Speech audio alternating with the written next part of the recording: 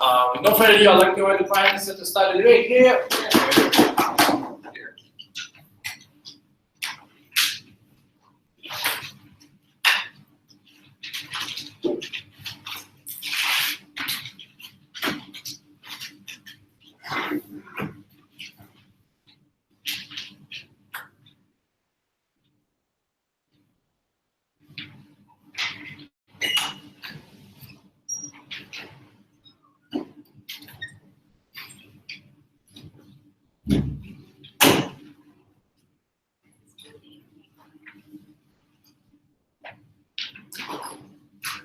You walk to school, there was a terrorist attack. You got blamed by your white majority schoolmates that you're a terrorist. And then you tell them you're moderate Muslim.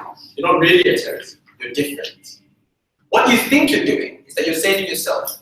But what that means in the greater scheme of things is you're validifying a very, very atrocious form of terrorism. And that is co-opting the Muslim identity in order to enforce their brand of autocracy. In proposition, we fight to eradicate this label, to hate the word moderate when choosing to identify as a Muslim. We'll tell you why the way in which it is used today by the media, by individuals, has meant that individuals on the ground buy into certain groups of individuals. In the center of our case, we are terrorism and how ISIS has thrived in this world. What is the world we envision instead? When a person is a Muslim, that person would choose and pick and choose certain things. A Muslim can be any form Muslim and choose to pray 5 times a day but have sex, or drink and do other things. And that is perfectly fine, but it doesn't have to be connotated with the word moderate. In Western society, where the tendency to call people moderate Christians is no longer something that exists, we would prefer a world where Muslims and Hindus are perceived that way as well. In other words, regularity. And that means ownership of the individual to self-describe what that means to be a Muslim without the term moderate. That is what we believe must happen. So in terms of moderate Muslim, we think this debate is not about what they believe moderate Muslims to be, but rather what that interpretation, what that label has become in today's society. The fact that it's dominated and claimed and co-opted by Western media like Fox News to separate radical Islam and moderate Islam. Or the fact that individuals themselves use that to describe certain things. And that way, we think we evaluate the way in which it exists right now and we regret how that has proliferated before I move on any clarifications. Would you condemn extremism in religions? Yeah, sure. I mean, that's not a debate. Or rather, we would say that today, we would seclude and exclude ISIS from terrorism in itself. So how does this idea of moderate Islam empower ISIS? The idea of a moderate Muslim connotation implies a vacuum of non-moderacy. That means there's a valid interpretation for a group of individuals to co-opt and use. That group of individuals has become ISIS. Their growth, their proliferation has meant that to fight the Muslim fight, join ISIS, because we're the non-moderate version of Islam. But why is it particularly pernicious? Because non-moderacy also implies a higher level of Islam that is more true. ISIS has been able to use this as a way to say, come to us instead if you want to believe in a higher version of Islam and partake in the fight that is the Muslim fight. You feed into the rhetoric that allows them to gain the kind of soldiers that they need to launch their terrorist attacks. But the Muslims in particular, in Western countries who are oppressed, who feel that they want to have more interest in practicing Islam, ISIS becomes a very viable option. Because what they're practicing right now, when they're oppressed and when they feel that they're isolated, they feel they couldn't access a greater version. And because of the proliferation of the media and labeling moderate Muslims and radical Muslims, ISIS gets to cater to these individuals and pull them in. That is why ISIS is uniquely the only terrorist organization to have so many people in Western countries move into Syria because they want to practice true Islam. That co-opting is what happens because of this label that's proliferated. But the impacts are a few. First-timers individuals who hear about this go to Syria and find out that it's not actually a practice of Islam, but they're locked into that cycle. They have to be terrorists. If they come back, they'll be punished anyway for the crime of leaving their country. The second impact, the second impact is through exacerbating Sunni-Shia conflict. We would say in most cases, the reason why al-Shiites in Syria, for example, in many countries want ISIS, so they feel ISIS embodies the interpretation of Islam and at the same time eradicates the Shiites because of the term moderate Islam and the fact that their true interpretation of Islam is the right one. That dichotomy is what allows for that funding. But the third level is to do with like the universal idea of Islam. Is that recently 2 years ago there was a conference by thousands of Muslim scholars to uniformly reject ISIS and dissect their ideas into why it's not really Muslim. That rejection was ignored in the face of the domination of Western media that's categorized ISIS as a form of Islam, which is a radical form of Islam. That is a particularly pernicious act means Muslims can't claim ownership over their own ideas and reject certain individuals who don't fall under that category. But let's go on. What does that mean to the average ordinary Muslim in today? And that's the second argument. We think it means that you only foist the sort of obligations of Muslims to claim or disclaim terrorism. What does this mean? It is unfair and atrocious that Muslims have to always tweet, oh, I don't stand with terrorists. There's an extreme version of Islam. The fact is, calling individuals moderate Muslims makes this a Muslim problem. It makes ISIS and makes Islam the source of ISIS. Because you make them a point to say, look, these are extremist Muslims, you as Muslims have to take responsibility over it. We agree to an extent the eradication of this term will not completely eradicate this perception, but notice that this is a comparative. And the comparative then is that there's less of an obligation and you can make this a more universal strike. When the dominant narrative is no longer a moderate Muslim and radical Muslim, rather a Muslim and terrorist organization is trying to use the word Islam, that sort of narrative allows for a universal fight from different individuals who don't have to be Muslim to disclaim or to reject ISIS. There is a particularly important narrative that you don't allow access to individuals right now. Furthermore, we would say the increased suspicion is also a result. When there is this moderate category and extreme category, you don't allow for it, you give this perception of infighting, that, oh, there are different individuals. Why are Muslims fighting this way? There must be something wrong about it.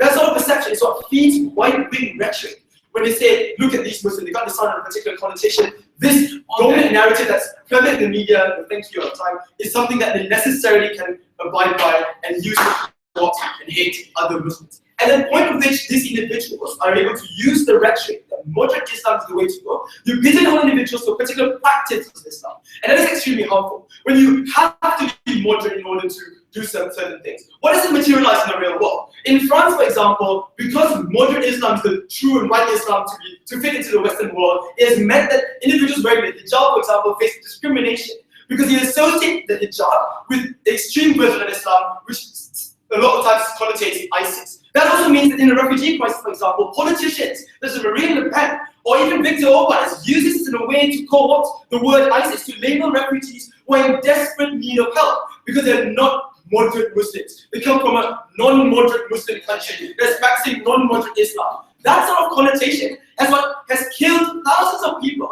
in the Mediterranean Sea when they made that crossing and are denied entry. What we tell you is that the word moderate has a very strong influence because the way in which Fox News, the media, has co-opted that effect to necessarily ingrain that perception onto individuals. Words matter when the right people say it in the right way. In this case, that has been extremely devastating. Thank you, Prime Minister, for starting the debate. Now, I'd like to invite the leader of the opposition to start the debate for our opposition side.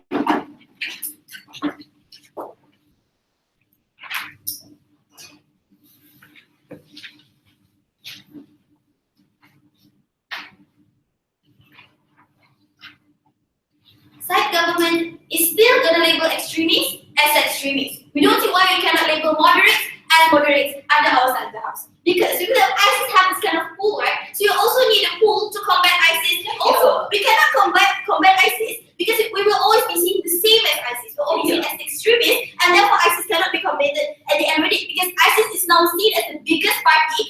ISIS is the truest form of Islam.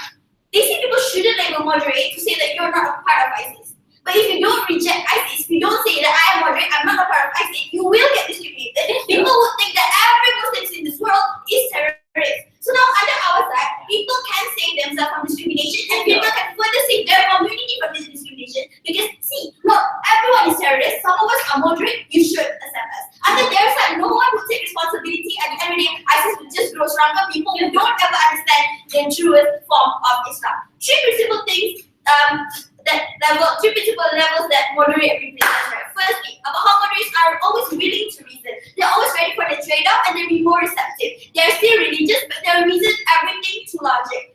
Secondly, they will see the flaws and benefits on both sides. They will see the flaws and benefits of liberal and also the extremists and people who are in the middle, right? They understand why certain people don't want to opt into a certain religion. But thirdly, they make it as a marker of identification. That's a public friend so that, hey, I am moderate, you can put off your guard on me. You don't need to be so scared of me anymore. What does a moderate person look like, right? Moderate person, they know where the religious influence starts and ends. They believe that religion is more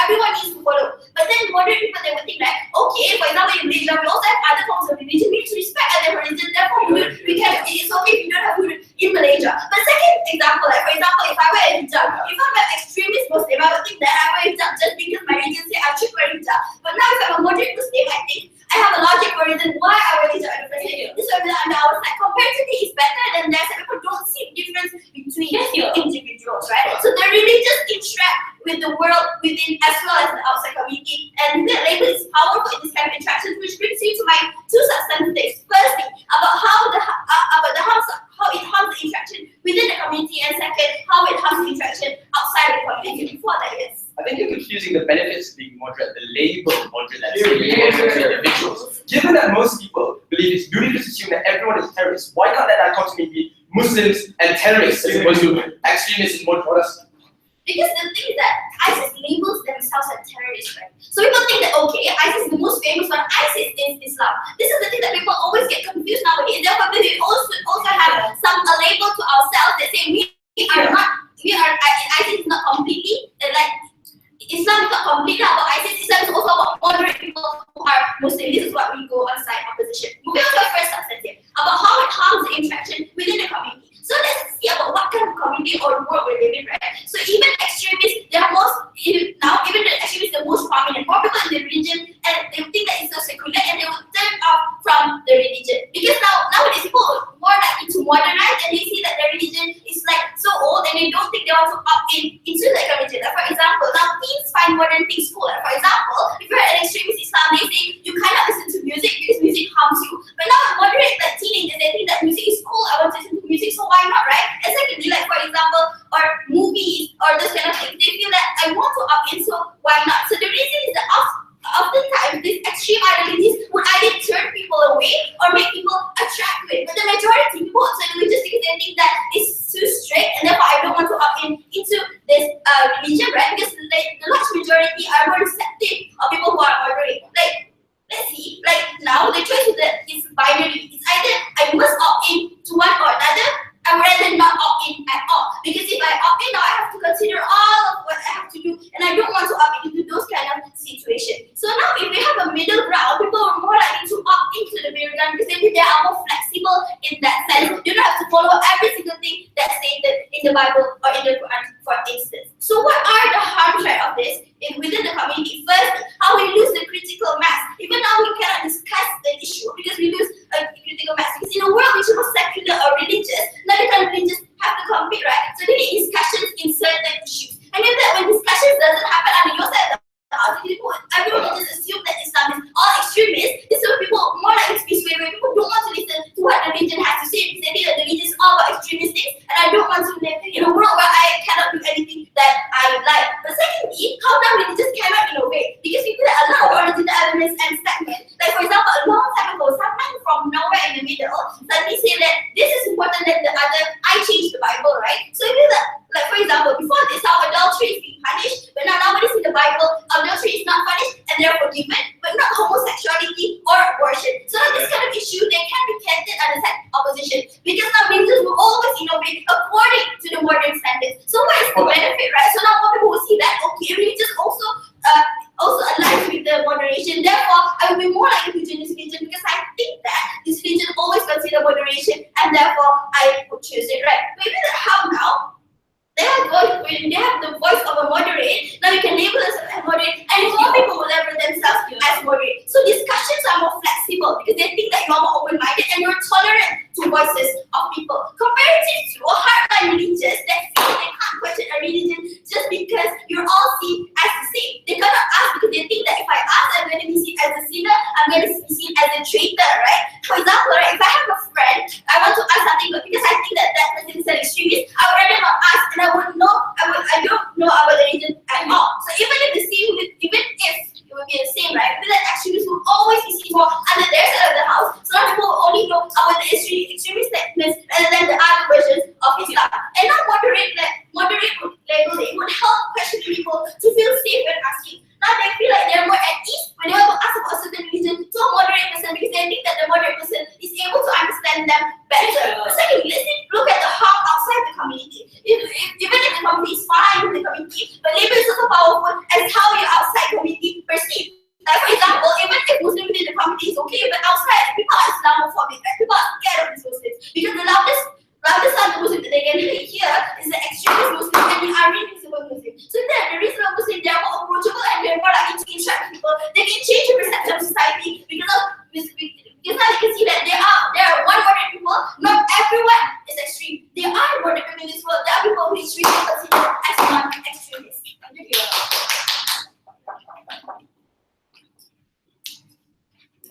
Thank you, Speaker, for the speech. Now I'd like to invite the Deputy Prime Minister here.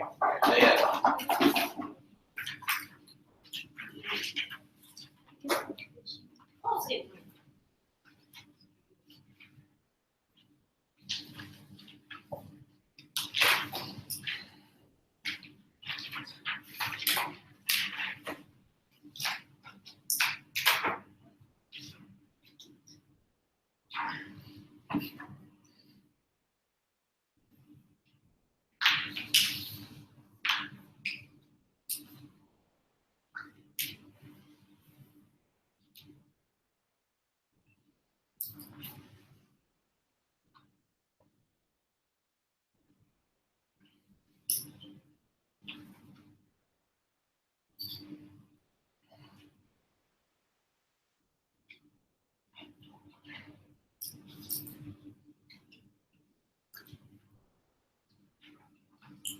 Mr. Speaker, unfortunately, we're caught between two very different debates. On one hand, the definition of moderate that we told you about is the one that is predominantly used around the world in talking about specifically Muslims, right? Moderate being used as a contrast between violent Muslims, i.e. terrorists, ISIS, etc. If you'll notice, all of their arguments that came from their first speaker talked about moderate in terms of, well, a Muslim who believes that, oh, well, I can drink without going to hell, or having extramarital sex, or I believe in voting, or something like that. That is their definition of moderate. We contend, we're going to engage with both, but we tell you first off that our definition of the way moderate is used in wider society is the far more prevalent and far more important one in this debate because of the wider implication it has for populations of Muslims around the world. So yes, maybe in Malaysia the word moderate Muslim is used for someone who, like, you know, doesn't mind if a bar opens down the street and believes in the voting process, for example, as a political level, right? But that's simply just not the context that exists around most of the world, and therefore that's the context that this debate exists in. However, I'm still going to engage with this debate before I move on to the more relevant parts of this debate. Their main contention is that moderate Muslims, as they define it, right, or people who are afraid to ask these Muslims about whatever things about the religion because they're viewed as extreme. The problem with that is twofold. One, wearing a hijab, growing a beard, praying 5 times a day, by that definition, is oftentimes viewed as extreme. Because someone who is viewed as committed to their faith is viewed as incompatibly, like there's no way that person could also believe that my right to drink, or my right to be homosexual, for example, right? So from the get-go, there's a problem with that label because it presumes what other people believe based on what their outward actions, on their, the convictions about Islam. That's a problem in and of itself. But secondly, we tell you that we think that it allows for more freedom for Muslims of all different diversities of views at the point when we just label all of them as Muslim. I don't have to call myself a moderate Muslim or this particular type of Muslim or not. You can be specific and say, I'm a Muslim, but I believe in this particular thing or not this particular thing. Just say that, right? But when we just label everyone Muslim, we make it easier for Muslims who believe in perhaps non-orthodox positions to be viewed as part of the diversity of thought and opinion within Islam. So Islam is no longer viewed as a monolith that it already is today. We think that's the biggest problem with their case. No, thank you. A couple of responses with the few parts they engage with in our case. They said, well, you call extremists extremists, so why not create contrast by calling moderates the opposite, right? Sounds like it makes sense, but here's the problem. It validates ISIS as a valid, although extreme form of Islam. So it basically allows for that interpretation that both the right-wing Islamophobes and terrorists themselves all agree to, which is that ISIS is just an extreme form of Islam. It's valid. There's textual sources in Islam that can be used to support Islam. And as we already told you, that's simply not true. Every single major reputable scholar, thousands of them from around the world, came together 2 years ago in this massive, unprecedented fatwa, point by point, breaking down every single justification that ISIS and likewise terrorists use to justify their existence. That isn't talked about, and that's an argument I'll allude to later on in my speech, how we take away the focus from actual issues that create support for these terrorists and focus more on the religion that demonizes regular Muslims, right? So you validate that narrative on your side of the house. Secondly, they said, well, you need a marker of identification because otherwise people are going to be scared of me, right? This is sort of like the intersection of the two debates where it sort of still makes sense. This is our response to that. We say it doesn't stop there. Saying I'm moderate doesn't mean they're no longer be afraid of me and everything's going to be cool. They're going to demand a lot more from me, and in fact, we've seen that, right? They're going to demand, don't wear your hijab, don't pray 5 times a day. Why are you fasting every day, right? That's why in France right now, they're talking about banning not just, they've already banned the burqa, they want to ban the hijab as well. This is just the first step along a long process of taking away any visible symbol that you believe in anything related to Islam because of my fear. Why should we let the fear of others dictate to us our religious freedom that hurt no one only due to your ignorance and misunderstanding? This contributes to that and does not help. You never hear the term moderate Christian, even though you don't need to differentiate between them and the KKK. We feel the same standard should be applied to Muslims and other religious groups around the world. They are inconsistent for not doing that. I have 2 arguments in the rest of my speech. I'll take one POI first. Unfortunately, the world is unfair, and it treats every Muslim based on their skin color and their physical appearances. Don't you think it's strategic for a Muslim to prioritize his need and to delineate with terrorist organization and explain himself? Hold on, they're trying to create a sort of battering ram argument, right? They're trying to say, well, I can protect myself. I shouldn't have to try to protect all Muslims. I should be able to save myself. But here's the problem: you're not even saving yourself, because even when you say I'm a moderate Muslim, you limit your own ability to later on, if you want to pray 5 times a day or want to wear a tudung or a head cap or any sort of visible symbol, you limit your ability to do that, even if that's what you inwardly believe. So you're not protecting yourself, and you're certainly buying into the narrative that oppresses not just you, but other Muslims around the world. Refugees who try to come in, build the wall narrative, right? Ban refugees based on their religion. Where do you think that comes from? This exact narrative that they're telling to you. 2 arguments before I close. 1, they create a greater perception that there's room for valid interpretation to Islam that supports ISIS, right? We talked about this already. But it also allows for Islamophobes like Ayad Hirsi and Bill Maher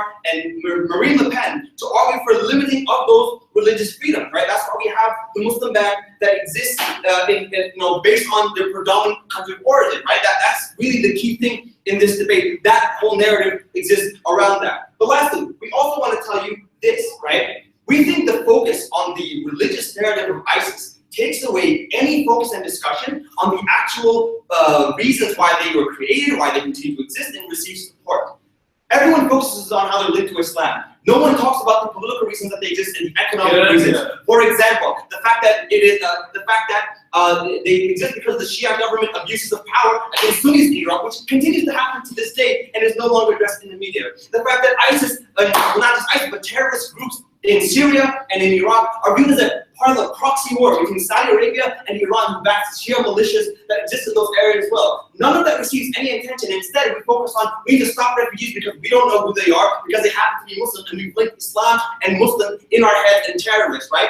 Using the label moderate automatically implies that I don't automatically believe that you're against killing women and children. You have to actively defend that you don't believe in those horrendous, heinous things. We do not ask that of anyone else in society, and we should not ask that from Muslims around the world. The consequences of this debate may seem marginal, right? You might think, oh, just a term, right? It doesn't mean anything. But here's why it matters. Because those words are used to justify the very policies that create tangible harms for Muslims fleeing from Syria, fleeing from Iraq, from Burma, Bangladesh, from countries around the world that are facing abuse. They are blocked simply not just the color of their skin, but simply because of the dominant religion of their origin country. We think this is the biggest problem that exists in this debate. They cannot get away with simply arguing about how liberal Muslims won't feel so comfortable to talk to other Muslims around the world. We're very happy. So let's.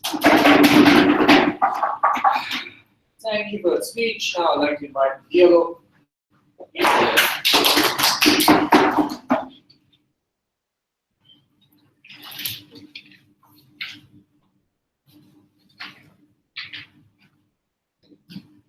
Is this thing working? Screen's blank. Oh, yeah, it is. All the very few times I get live stream. I actually want to be live stream. You made it.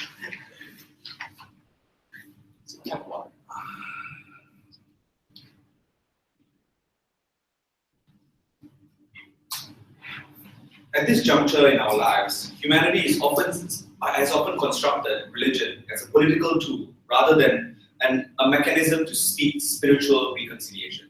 And we are often confused by this line, because the line that the government bench wants to characterize religion as the choice is one that is binary. We reject that. We would like to explain to the House that these choices must exist in a spectrum, and that spectrum must trump everything else. before I deconstruct the arguments that came out on the other side, let me just explain to you how convenient and how unfair the government bench is. Because their literal definition of what is it to be a moderate Muslim is literally an ISIS funding, endorsing Muslim. Because let's be clear, the word moderate means that you are likely to reason with logic. Because a Muslim, if you are a Muslim first, right, that means you would not argue with your personal thoughts, but instead you would use the words of the Quran to explain your position on certain issues. Moderate Muslims are people who feel that they have a spiritual connection with God or their individual connection with God, but rather when it comes to political tools, they can be persuaded by either the religion or the alternative, right? Religion or logic. The reason is that's when a fair debate happens. That's when you guys can argue the values of Islam already encompass all of these things, and it doesn't make any difference. And then we can argue maybe there's a value in people being moderate. That's why this debate was largely uncontentious, because for a large amount of Muslims that are discriminated in this policy, I don't think the government bench gives them an answer. They are naive to assume that, okay, these guys are Muslim, we must treat them as Muslim. But that ignores the nuances that people are ignorant as well. And if we ignore the specific nuances or the political position that we have in our lives, that line is often will be more ammunition for people to discriminate a lot more. If you look back to your notes and you ask yourself, at the end of the substantive speeches, what does the removal of this label mean to the innocent Muslims that are being targeted? They have no answer to that. So while they may be principally consistent in explaining that, yes, we are being Muslim, and I agree with them, they are definitely Muslim, but they lose out their ability to interact with other communities and to interact with the community within. So I think that part of the debate is definitely problematic. But I think a large part of my leader of opposition's argument went unresponded, and there's important value to this argument. Number one, she told you within the community, we often hide our doubts or our ability to criticize because we feel like they are a bunch of sinners, right? Maybe our thoughts and our faith is one that is not wrong. Because I'll explain this later in my part. Because Islam, when the birth of misconception, was not only about spiritual recognition, it was also a time of political struggle. So a lot of things that a prophet did was for political reasons, and also that's why he entered the war, etc. And we tell you, times have changed. Maybe right now we don't need as much of a restriction, and etc. And we told you, and this again we see as other religions as well. This motion is not about Islam. Okay, there's also a moderate Muslim, a moderate Christian side of motion. That's why, and we told you that in the past time, some men have prioritized some values of the Bible over the other. That's why there's a hypocritical position with regards to the difference when it comes to the punishment for adultery, which is supposed to be death under the Bible. But right now, they're removed away and they only choose to criticize some other parts of the religion more than the other. This means that, why is this important? I'll answer this question later. But I think that you lose the ability to criticize and note that there was no response from the other side. But secondly, you also lose the ability to opt into a structure. Because let's say if you don't identify with that, you rather be an atheist. For a Muslim man who is gay, a lot of individuals who feel that their sexuality is a dominant part of their life, they are forced to leave your community because the Muslim world will not accept them. If you are born and you identify, I'm a moderate Muslim and my sexuality is not connected to my spirituality, then you're able to reason out with individuals. You might not be, there are some things that you do out of choice, but there are a lot of things in our lives that are just constructed because it's central to us. Moderate Muslim is not a Muslim who is a sinner all the time, but there's some parts of the reconciliation that happens and they're willing to make that trade-off. And I think there was no response to that either. But lastly, I think she went on to explain that outside of the community is important, right? The interaction outside of the community. Label is often a political marker, which is usually the initial point of interaction. Because you're a vegetarian, you be like, I'm a vegetarian. We all know annoying vegetarians who do that, right? And people often declare a political position. And that's when the point of the dialogue begins and the point of interaction happens. That's when you're a lot more likely to reason. In a world where there's no point of markers or identifiers, you would assume all Muslims as a terrorist, as a person who identifies the value, right? And that's why you lose out. You lose out the true nuances of some of the true religion, because the extremist voice, which are loud, as my leader of opposition said, that dictates the value.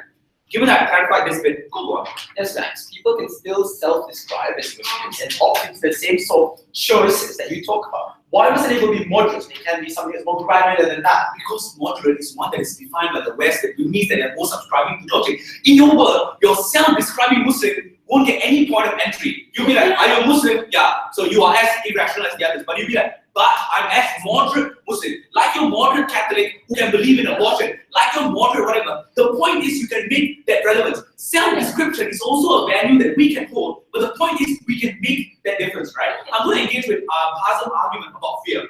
Like he says that the fear of others unfortunately influence our decision as well. Like I agree, it is often an ammunition to create policies. But that doesn't prove anything with this label. The point of this label is that there must be some critical mass to create to interact with the public to show that we Malaysians are different, or we this from this particular tribe are different, or we the British Muslims are different, and we are choose to delineate ourselves. Our beard is just a following of how the Prophet used to be instead of what ISIS used to be. And very often, the more you add on to the more the world is more ignorant over these differences. That's when individuals recruit and join ISIS because they feel like, you know, if the world is ignorant and not going to understand us anyways, we would rather fight them and kill them. And this is usually the rhetoric that is being used. I have one piece of substantive material here. Maybe religion needs to change. Islam was created at a time not only to enlighten people about spirituality, it was also a time during political struggle. Maybe it's time that we need to reconcile our faith, and a moderate Muslim may have some value. There's some value that is not practical. Like, I don't understand. A sexuality of a woman is not defined by the cloth that covers her head. Maybe they have a value, and maybe Islam needs to change. If a lot of our Bibles have moved and has modernized, the label and the people who are chosen to be moderate may have a value, and may be able to change things. The point of this argument is one. Maybe we won't change, maybe we will change. But the discussion means that we embody really fundamental values of people's life into out in the open. Because or else, we will always think that this is a sinner's value, this is not central to our lives, and we will continuously ignore that. Ladies and gentlemen, I think we were the more reasonable one in this round. Please side with us. Thank you for the speech now, I invite downward.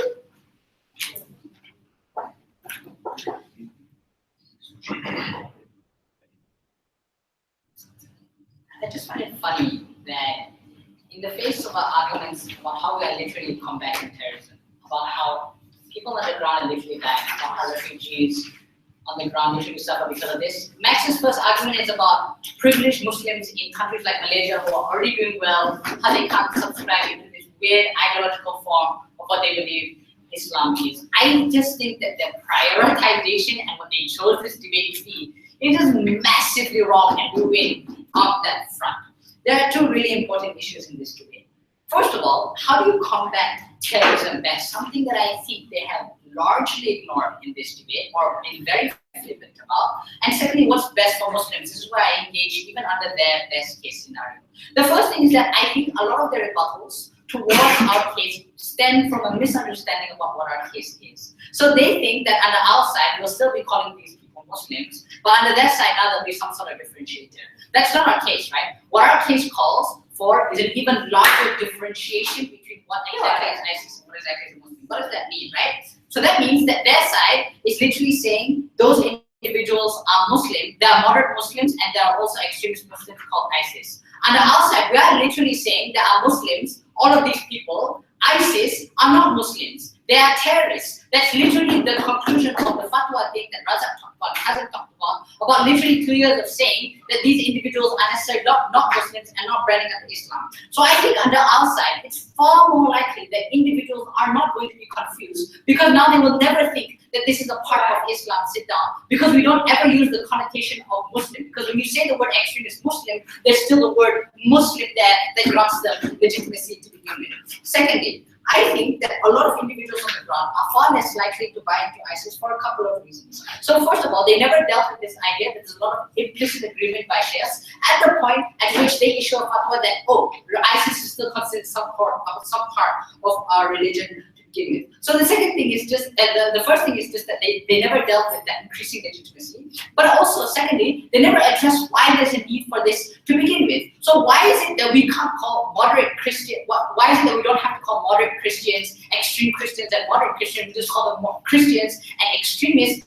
Why can't we have that same differentiation? But at the same time, no individual on the ground ever gets confused what an extreme Christian is to begin with, sit down. I think the third thing is that I think that calling this moderate Muslim just creates a massive amounts of suspicion towards Muslims to begin with. I think this is the refugee point that they largely ignored in this debate. So the point is that at the moment, at which you call moderate Muslims and extreme Muslims, you're essentially saying that there is a problem inside Islam and that Islam is what's causing these people to become extreme. And that's why individuals have this extreme and massive amounts of suspicion towards Muslims to begin with. Sit down. I also think thirdly, it shifts a lot of the discourse, right? So now think about it, right? The discourse inside the US is stuff like, how do we control the madrasas inside Syria? How do we talk to the sheikhs inside Syria? Rather than, how do we alleviate these individuals on the ground who are suffering from desperation and poverty, and that's probably the reason why they are turning to terrorism to begin with. I think there's that large part that's missing from them that came from Hazm that they also didn't deal with to begin with. Secondly, why do I think that this is far better for Muslims? So, the first thing they assumed was that moderate Muslim means that they have to understand that this moderate version of Islam that they're talking about is not as liberal as they think. Most moderate Muslims, for example in Malaysia and their context, can't drink, for example, can't subscribe into this liberal ideology to begin with. So that necessarily means, sit down, your labeling of moderate as the most legitimate form of Islam actually exclusivizes a lot of Muslims inside your scenario. What do I mean by this, right? It means by the Muslim man who is gay and he decides not to opt into this moderate Muslim, he will not be seen as a true form of Islam in comparison to our side, where everyone is just considered a Muslim and labeled as a Muslim to begin with. And that necessarily means that gay man is put on the same level as a moderate Muslim under your side, or he's put on the same man as a real Muslim or just any other Muslim. And we think that's particularly important in his ability to be able to self-actualize what he believes to be a true form of Islam. I think secondly, this debate, sit down, I think this argument largely focuses on privileged Muslims, those who can already choose on what they think that Islam means to them. That's an extremely bad thing to do. Before I continue, yeah. So at this point I still don't understand. Yeah. Because if a person who's radical, how would he be deemed radical in your world? Because it seems like all your point is just a rebranding of the word moderate. That's exactly what this debate is about. It is about rebranding about what exactly is called moderate. Like the same ways we call not like extreme terrorists who are Christians, we don't call them extreme Christians, we just call them extremists to begin with. It's the same thing that occurs in this debate. The thing is that we don't want to call them Muslims at all in this debate. We think that label is necessarily the problem.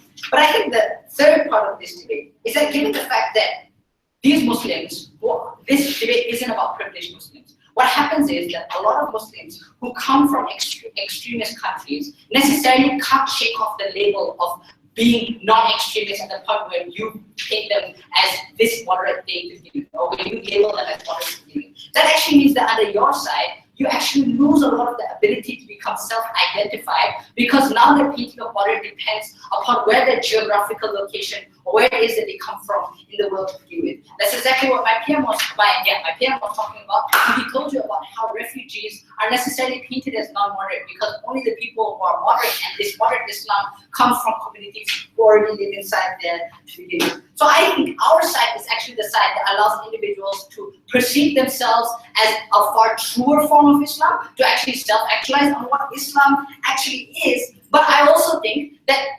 lastly, by making the label far more inclusive under our side is where individuals can ultimately do so, right? So understand, on their side, they said that now if you do it, you will eventually feel like you have to opt out of Islam or become an atheist because you want specific nuances. But the only reason that you feel like you have to opt out of Islam and become an atheist is because there are labels like moderate Muslim, is because there's a label like liberal Muslim, is because there are specific labels that pigeonhole you into specific sections of Islam. And if you're not part of these labels, you don't feel like a true Muslim to begin with. I think our side that deals with a far more wider version of Islam that accepts everyone, where everyone can feel like a true Muslim, is where we are far likely to self-identify better. Thank you for that speech. Now I'd like to invite Albert.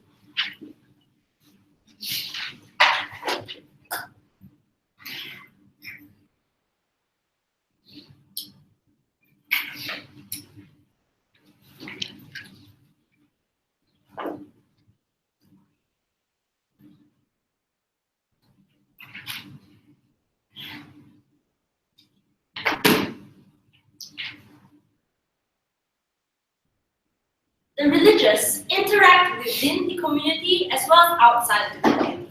The label is powerful in these interactions in combating misconceptions of those religions as well as in combating ISIS. If that is the goal, the opposition is better at that than the government side. I'll deal with this in 3 issues. The first, on how they want both sides, but at the same time aren't willing to make the trade-off. Second, how I'll deal with the argument about this whole idea about privileged individuals. And the third, about how the benefits of physical identifiers were dealt with on their side. So the first thing is that they literally want both sides of the house. So welcome the opposition government. So Sharif explained that the end goal is combating terrorism. But here's the thing, right? They say that their case is self-description, but they also want to condemn a form of Islam that self-identifies as Islam. And so if ISIS self-identifies as Islam, you shouldn't have a problem with that. Literally, your case is supposed to be everyone is Muslims, where everyone's Muslim, we will condemn one, we will celebrate the other. They missed the case there. But here's where I explain to you why that's harmful on their side, right? So on their side, they wouldn't support hashtags like hashtag not on Islam. They would accept all forms of Islam. That's literally the motion, guys. But in that case, you can't get the benefit of fighting ISIS, right? Because in principle, self-description is the same as labeling, except we don't get our benefit of our physical identifiers, right? You can't go to you can be a moderate and you can still feel like you self-describe as a moderate, but you just don't tell people that you're a moderate. In that case, you don't get our benefits of fighting ISIS, but they also can't get the benefit of saying that it's a Muslim problem now. So Razak's speech was a lot about how we generalize the problem for it to be a Muslim problem. If you allow everyone to self-identify and to self-describe themselves as Islam and Muslim, therefore you are Muslim also, and you also have to deal with the problem because you are Muslim, just in the same way how someone ISIS is Muslim. You can't. If the premise is that they are going to label ISIS as extremists, the premise is that there's going to be a label for these other Muslims also. The best label would then be moderates. They don't deal with that case. But the second thing, right? So the argument for them is that a lot of people will end up entering into ISIS. This came in Sharif's speech, right? So the first thing that they tell us is that we can't not label moderate Christians while labeling moderate Muslims. So yeah, we would label moderate Christians too. So we would condemn the West Borough Baptist Church. You wouldn't condemn the West Borough Baptist Church. But here's where I also tell you that if it's about privilege, right, we actually think that it's a misrepresentation of our case. So we explain to you that a lot of that within the community itself, a lot of people feel as if they don't have a safe space because everyone is Muslim and everyone's a hardline Muslim, right? So when I meet when we meet another Muslim, that Muslim person doesn't tell me that they are moderate, I immediately think that they are a hardline traditional Muslim person. I won't be able to ask things about sex or ask them about America and things like that. This therefore means that the most victimized people within that community end up losing out because they don't have a safe space. So literally argued in my leader of opposition that they didn't actually do it, they chose to misrepresent it instead. The second thing is that even if things are fine and dandy within the community, the interactions outside the community, the perception created outside the community is one where the most discriminated and the least privileged suffer the most. So refugees are unable to prove that they are not extremists because they can't say that they are moderate, right? So if you already have the perception of a refugee and a stereotype of a refugee, the least you could do is diffuse that perception by telling people that you are a moderate, right? Insofar as you cannot label that, and you have to identify with the extremists that are with you, that are also part of Islam, we don't actually get that benefit, right? We also tell you in Max's speech that you actually innovate to accommodate more, right? Insofar as you tell people that you are a moderate and you openly are able to use this label, even the discussions are going to be more based on reason than it would be based on religion, right? So people know that I can talk to a fellow moderate Muslim, or I can talk to or an American that can talk with a modern Muslim and feel that the discussion is based on reason rather than based on religion, right? We think that preconception is powerful and we must diffuse that preconception, and the only powerful way to do that is through this label. But before I deal with this whole slippery slope argument about removing physical identifiers, go. I've been waiting the entire debate to hear a single link between why allowing refugees to use the word moderate and gay Muslims to use the word moderate will in any way allow them to be accepted. Will Donald Trump accept refugees if they themselves call themselves moderate Muslims? Okay, here's the premise, right? The premise for their argument is that the label of extremist is powerful in condemning extremists. In that case, the label of having a moderate, of the moderate label, is also powerful in getting more acceptance of being a moderate, right? Sure, Donald Trump won't be convinced because he's Donald Trump, but people on the ground, people who are friends with me, who were at first, suspicious of the hijab, the moment I say the word that I'm a moderate, you're less on your guard, right? This was like literally explained to you in my leader opposition speech. We don't think it was dealt with on their side. But here's the last thing, right? They would just start a slippery slope of removing physical identifiers. So this is why they also misrepresented my leader opposition. There are three things that the label of being a moderate signifies. The one, willingness to reason. Two, willingness to discuss. And three, that you can be off your guard because now I'm not like the other extremist Muslim that you think, right? This means, so it's not about being a liberal Muslim, it's about telling people that I'm open for discussion and I'm not purely religious, right? This means that a lot of the physical identifiers right now, because of the misconceptions, are associated to things that are terrorist connotated, but not to these three things that I just explained. The moment you have the label, it means that you can detach what it means to wear a hijab as well as what it means to be a moderate or a terrorist, right? If this means that you won't actually be forced to continue removing your physical identifiers, rather you redefine what it means to wear those physical identifiers. You're more able to use them and connotate them to moderation rather than extremism, right? We would prefer a world where you can diffuse the tensions between you and the person that is trying to interact with you, rather than that blankets entire Muslim race or religion or a Christian religion, right? No one wants to talk to you in your world because they think that the moment they hear you are Christian or you are Muslim, they already think that you are extremist or they already think that you are unable to reason with them. If you connotate religion with moderation and you actively condemn those that are extremists, that's more to our world. You're better able to combat ISIS on our side, right? Your world is one that blankets Islam. Your world is one that blankets Christianity. I'm sorry, you guys, Mr. Bose, but that's what you guys were supposed to defend. Yeah, thank you, the speaker of the speech. Now, I'd like to invite the reply speaker to the debate from opposition side. Yeah.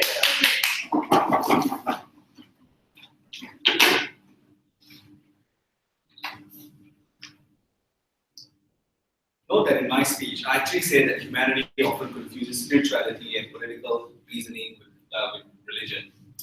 Maybe some of us who are confused are in this room, right? Because very often, we often blur the lines and make it harder for viewers to convince and to resolve issues. Let's break this debate. I think the most powerful argument, I'll betray my former teammate who said this. What is the value for a gay man to identify as a moderate Muslim or refugee to identify as a moderate Muslim? I explain this in my speech. You separate spirituality with political position. You allow the individual to reason rather than the Quran to speak on his behalf. That means that this guy is more accepted into the community that lives around him. This guy gets some form of reconciliation. You reject it. Before before settling this debate, let's just talk about what this debate is about. They ignored and they were naive in saying that, oh, this debate is about rebranding, which is what Sharif said. This debate cannot be about rebranding. If you are saying we are Muslims, we are extremists, we would celebrate the moderates, we would celebrate anything, what the hell do you expect the opposition to say in regards to that? Right? There's literally no op to them.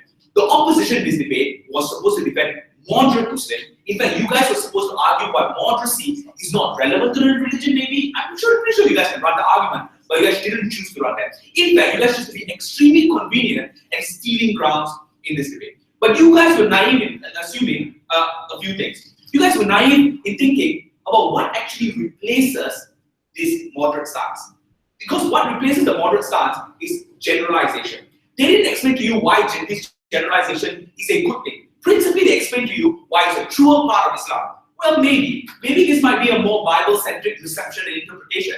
But I didn't explain to you that means that more people will be harmed. That is not entirely a good thing. They also explained, yes, we must be Muslim because it's often an ammunition of how people react to us. Yeah, but they are unreasonable and they will never change. In fact, the confusion between both sides means that that's why people don't interact at all. That's why the politicians would discriminate a lot further. The guys are more likely to buy into terrorist rhetoric, right? So you further breed into that isolation. That's where we became relevant because we told you that these markers were often identifiers of how dialogues are created within those structures and within structures of other religions. This is why people are more likely going to accept you. Be like, this seems like a pretty reasonable guy. He doesn't drink, but he hangs out with us. He's not a militant Muslim. He seems like a moderate Muslim. And then to them they say, and this is the second part. Oh, are we being unfair to Muslims? Apparently this debate is only about Muslims. No. For the Westboro Baptist Church, we call them extreme Christian. To the Hindu states that force widows to burn into fire, they were extreme Hindus. They are often the reconciliation. We must make the reconciliation. That's why this debate cannot be rejected. And this was the only response. Their response to our entire argument about individual reconciliation is that these guys are privileged. No. Because the core of the problem is the identity reconciliation. Because to a refugee that comes into your country, he comes into your country to seek shelter, and that's why he enters your country. He's a Muslim, he's born into a world where he believes that Allah is his God and Quran is the word of the Bible, but that doesn't really make him a terrorist. He's willing to buy into your Ariana Grande music, he's willing to wear the perfume with a sexy girl on top, but that doesn't make him less of a Muslim. In your world, you will just blanket and treat everything the same. Ideally, we would also want people to be known only by their religion. Every Muslim should either be known by whether they're Muslim or not. But unfortunately, we live in a world where these differences mean that some of us are misunderstood. That means that these differences mean that a lot of our innocent people, while they might be reasonable, will also be victimized in your world as well. It also means that our communities will be isolated and will be deemed unreasonable. So while this may be principally correct, we might be Muslims, but there is a difference, and this difference goes on to protect a lot of individuals. It's not only about the gay Muslim guy, but it's also about the refugee who might not be targeted if people understood the position that he was in when he entered your country, rather than just calling him an ISIS fighter. You cannot side with this unreasonable government.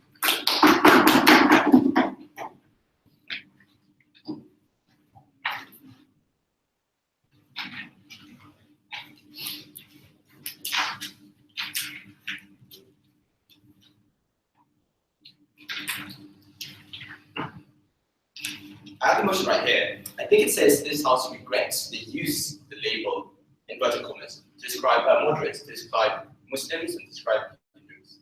The thing is, this debate is what the label, how it has been used in Western society, has been used by the media in order to determine certain individuals from particular religions. Exactly. The idea then is how has this label affected individuals on a day-to-day basis and terrorist organizations? Literally, this debate is not about being moderate. You can choose to be your version of moderate by being self-described. We put that down in PM speech. That is possible. The thing is, with that said, literally Elo's arguments disappeared. So the only thing they're hanging on to right now is whether or not the label of moderates as a point of interaction actually works in today's society. Let's just ignore for a fact that we talk about terrorism a lot and they didn't talk about that. So first, they need a point of contact. And their arguments literally, I need to know that you're not racist or you're not illogical before I interact with you. And so therefore the label moderate is extremely important. Do people actually come to you and say, are you moderate? If no, I won't talk to you. No one ever does that. The fact is, their interpretation of the real world is extremely improper. As pointed out by Sharif, the idea is very simple. This is an assessment of what has happened. In other words, what has happened is the label of moderates has meant that people opt into certain ideas which are deemed non-moderate but still true. And that was RIS. But furthermore, this label doesn't actually change anything. We told this to the beginning, right? The refugee who's trying to apply for, say, citizenship or trying to apply for a place in a country like Greece, for example, can't claim to be moderate and suddenly get that label. In fact, in most cases, that claim is meaningless to individuals on high office like Donald Trump because they don't trust them. Because they feel like these individuals are still part of ISIS, because the country they come from.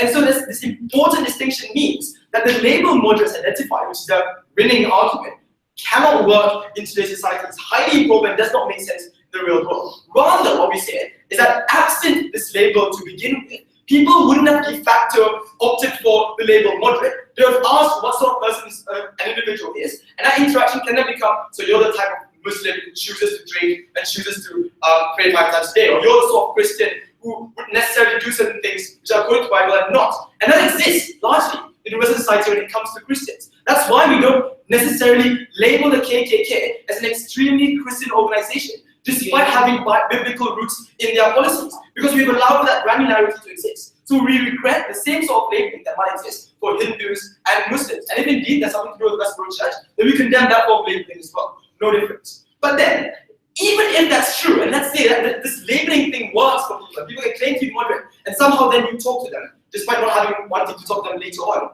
there's still this argument about terrorism. That is extremely important because they have yet to respond to why, when you have the label moderate, you allow for a vacuum of ideas for ISIS to co-opt, use that and label themselves as Islam.